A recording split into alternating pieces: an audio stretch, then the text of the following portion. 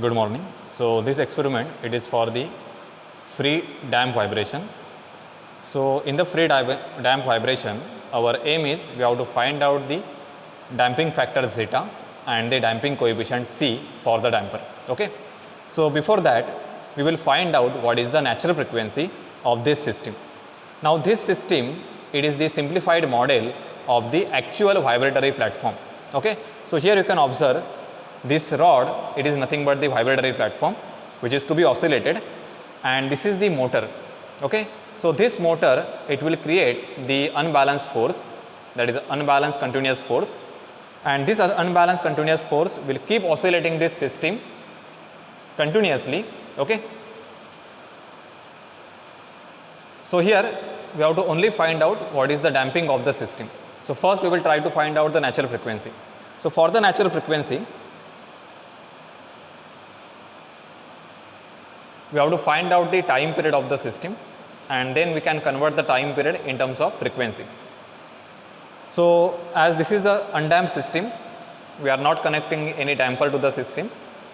So just give the initial displacement and allow the system to oscillate freely. Okay. Now for this oscillation, we have to find out what is the frequency. Now to find out the frequency, we have connected the vibrometer. So this vibrometer, it will record the waveform of the free oscillation. Okay. So actually we will get the waveform like this. Okay. So from this waveform we can find out this time period. Okay. So this is a peak to peak. So measure this as a time period. So you can observe here,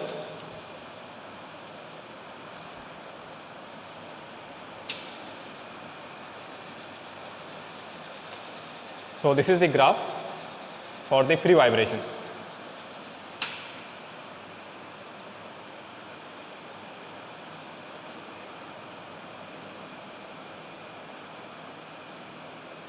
So for this oscillation or this waveform, we can measure the peak to peak distance. Okay, and then we can convert that time in terms of frequency. So it is a 2 pi upon capital T. Okay, so in this way we can find out the natural frequency of the given system. Okay. So this is the experimental way to find out the natural frequency. Now we have to find out the damping frequency. Okay. So for the damping frequency, we will connect this damper.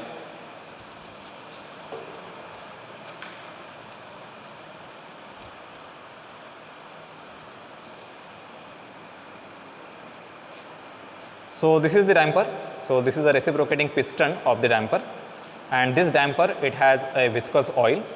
So when this piston, it reciprocate in the viscous fluid, that fluid will create the resistance. Okay, and because of that resistance, some energy is lost in terms of heat, and that will create the opposition to the oscillation.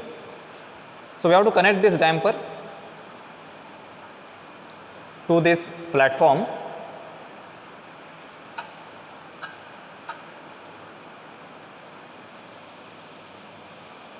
Now to find out the damp vibration or the damping constant, we will plot the waveform for this system. Okay, now this system has become the damp vibratory system because we have connected the damper. Now let us see how we get the waveform for the damp oscillation. So this is the initial displacement.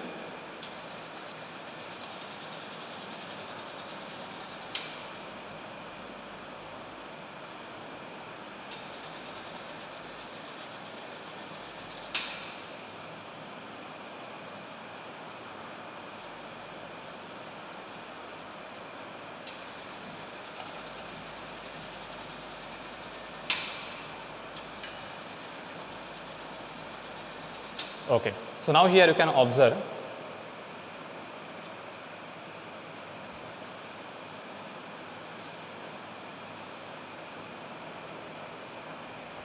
so this graph, so this is for the underdamped system.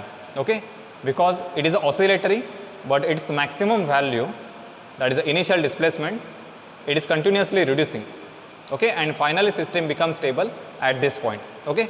So for this critical damping, we can measure the logarithmic decrement, that is a delta value, and we have the formula which is a 2 pi zeta upon square root 1 minus zeta square.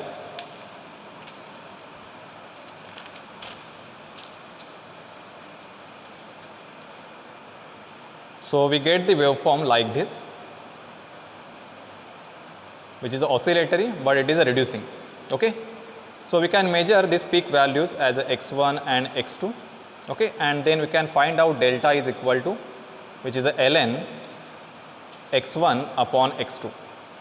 Okay, and then use the second formula for delta, which is a 2 pi zeta upon square root 1 minus zeta square. Okay. So from this you will get the value of delta, put this value in this equation and get the value of zeta. Okay. Now once you get the value of zeta, let us take this value, it is 0.7. Okay. So now compare this value with the formula C upon Cc, because final our aim is we have to find out the C value. Okay. So this C value, which is nothing but the damping coefficient. So this damping coefficient, it is actually depending on the parameters of the damper. So C is directly related to the physical dimensions and physical characteristic, that is the viscosity, then diameter. Okay. So this coefficient C we can find out by using this formula. So Cc is nothing but it is 2m into omega n. Okay.